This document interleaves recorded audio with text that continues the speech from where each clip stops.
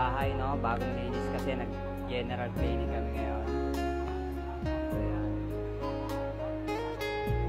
So yan. Simple lang aming tahanan. Yan. So yan.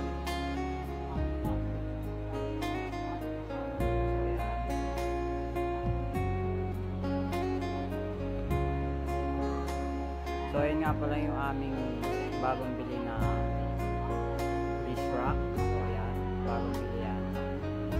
So yan, fix lang natin yan mga idol. Space saver talaga to. Talagang nakaka-save space. So yan. Kasi yung taas at pwede mo pa siyang lagyan na kung ano-ano.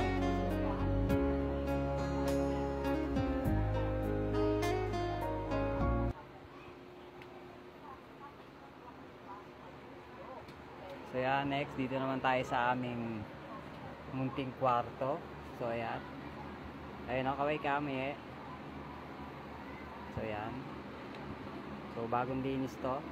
Bagong general cleaning ng aming kwarto.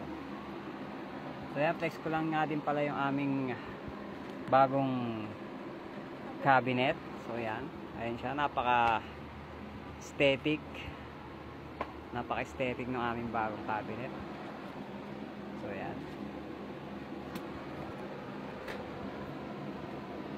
So yan, bagong linis.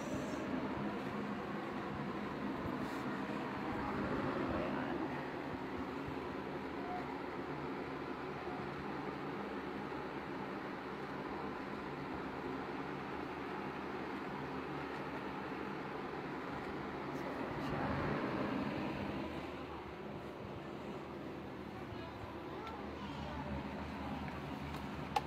Siyempre, akit naman tayo sa ating kwarto.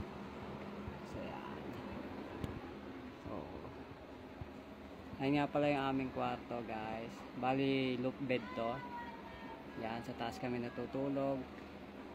Para yung space, lumuwag dito sa may ilalim, sa may baba.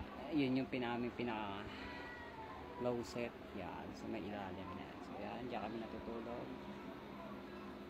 Simple lang pero malinis aming tahanan.